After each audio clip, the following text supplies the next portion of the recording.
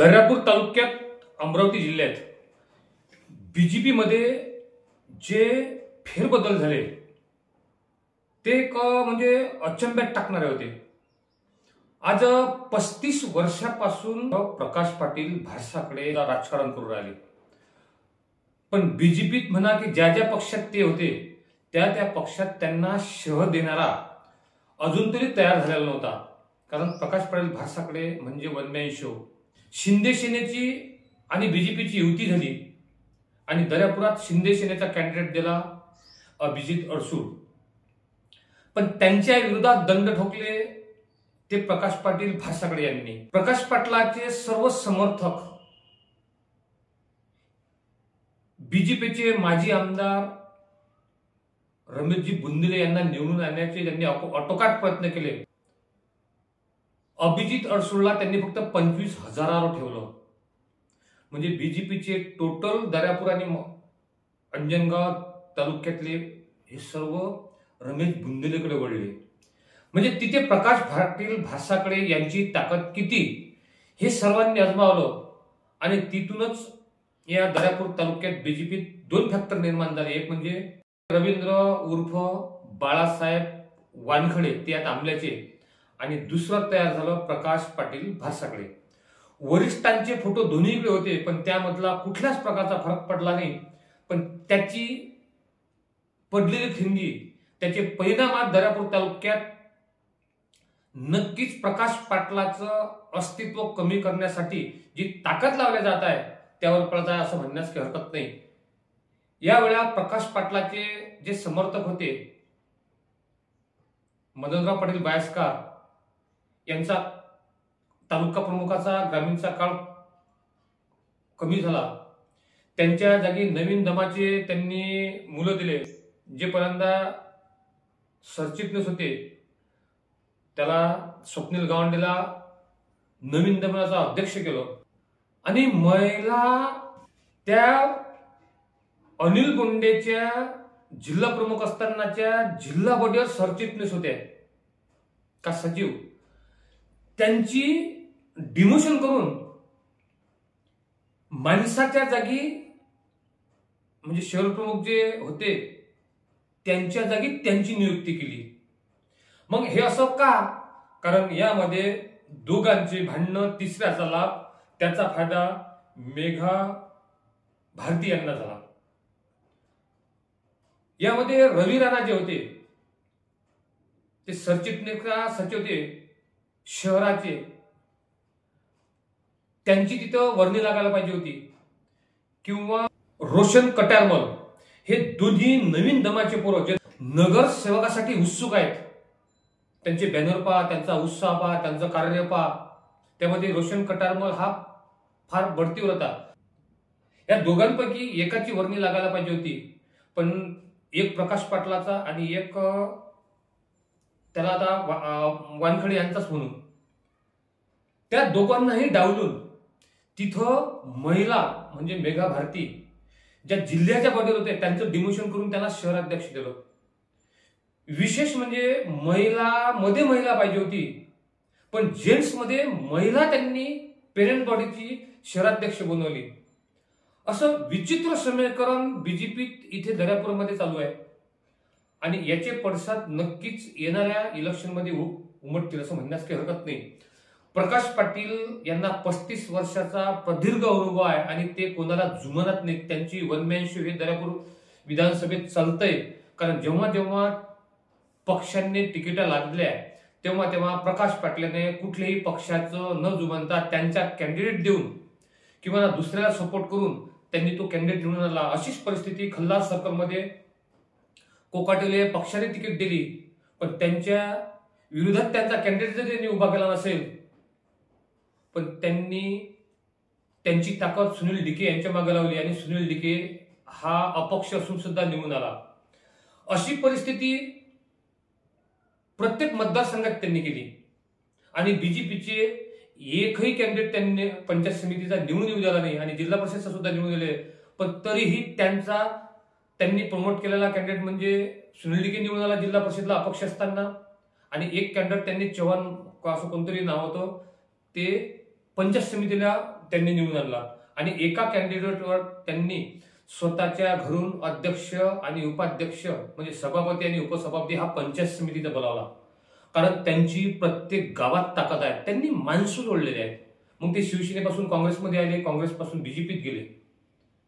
पण आज प्रकाश पाटलाची ताकद निष्प्रभ करण्याकरता जे नवीन दमाचे बीजेपीचे कार्यकर्ते त्यांच्या मागे लागलेले आहेत ते त्यांच्याकडून शक्य होणार नाही हे निश्चितच. पण येणाऱ्या काळामध्ये बीजेपी ही एकसंघ राहणार नाही हे मागच्या आमदारकीच्या इलेक्शन मधूनच लक्षात आलं.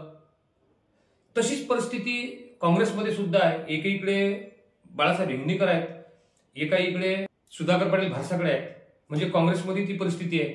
बाकी ठळक 3 पक्ष आहेत, सेना, त्यानंतर इथे शिंदे सेनेत गजानन पाटील आहेत वाकोडे आणि दुसरीकडे गोपाल पाटील आहेत. पण शिंदे सेना ज्या जोमात पाहिजे त्या जोमात इथं वर जाणार नाही. त्यानंतर शिवसेनेत इथे अमरावती जिल्ह्यात सुधीर सूर्यवंशीला थोडंसं डावलून पुरी सेना ही पराग घुते यांच्या ताब्यात आली. अंकुश कावडकर हे जिल्हा प्रमुख जरी असले पण त्यांचं एकदम लिमिटेड काम होतं की जे तालुका प्रमुखापेक्षाही 10-15 लोक घेऊन फक्त त्यांची ते युवा सेना चालवत होते आणि तेही स्वतःच्या नावासाठी फक्त. पण आज प्रमोद धनोकार हा तालुका प्रमुख दिल्यानंतर सर्व सेना एकवटली आणि पूर्ण फ्लो हा प्रमोद धनोकर यांच्या मागे आला. त्यामध्ये असं वाटत होतं की प्रमोद धनोकार आणि सुनील डिके यांचा अलग होईल, पण सुनील डिके मागचे जे लोक आहेत ते आता सुनील डिकेने प्रमोद धनोकारच्या मागे लावले. कारण अंकुश कावडकर आणि सुनील डिके यांचं विस्तृत जात नव्हता. पण आज परिस्थिती बदलली. अंकुश कावडकर हा निष्प्रभ झालेला इथं जिल्हा प्रमुख, सत्ता केंद्रित होते ते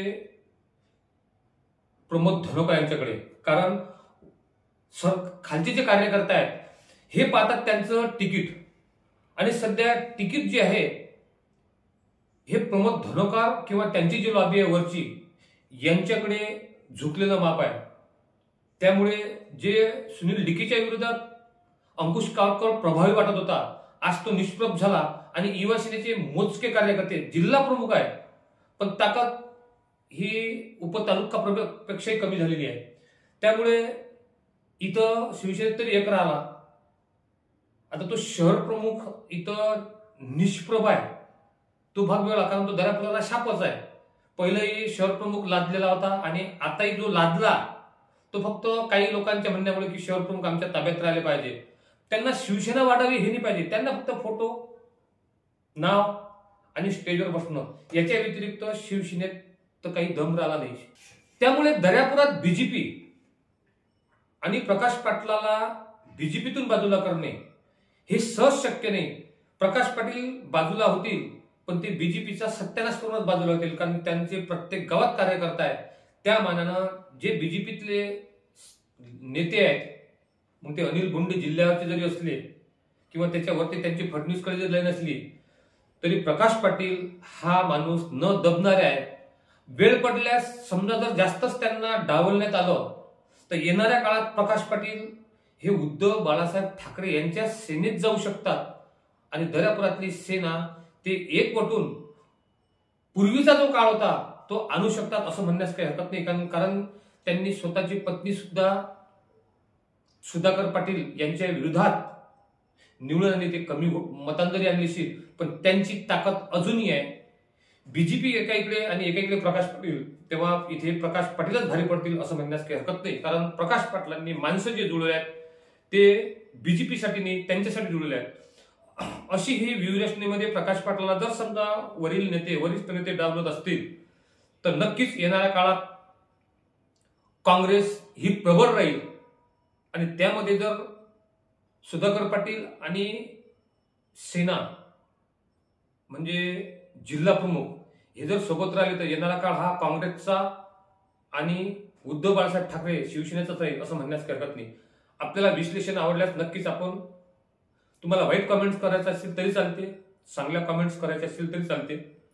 आपण लाईक सबस्क्राईब शेअर करण्यास विसरू नका. शिवसेना वाढवताना जिल्हा प्रमुखाचं नाव घेतलं, तालुका प्रमुखाचं नाव घेतलं, बाकी तुम्ही आमदार गजानन लवटे यांचं नाव घेतलं नाही. मी पुढचा व्हिडिओ गजानन लवटे कसे आणि लोक का पस्तवून राहिले यावर टाकणार आहे. त्यामुळे सविस्तर त्या व्हिडिओत लोकांच्या भूमिका मी मांडणार आहोत. म्हणूनच आज गजानन लवटे यांचं या व्हिडिओत कुठेच उल्लेख केला नाही. मग आता लोकांच्या भावना मी जर समजा त्याच्या प्रतिक्रिया व्हिडिओ टाकल्या तर ते शिवसेनेच्या विरोधात भावना आहेत असं समजू नये. कारण हे लोकांचे भावना ज्या त्यांची वस्तुस्थिती मी व्हिडिओवर मांडतो. होऊ शकते ते शिवसेनेच्या विरोधात जाऊ शकतात, गजानन लवटेच्या विरोधात सुद्धा जाऊ लागतात. पुढचा व्हिडिओ नक्कीच पाहण्यास विसरू नका.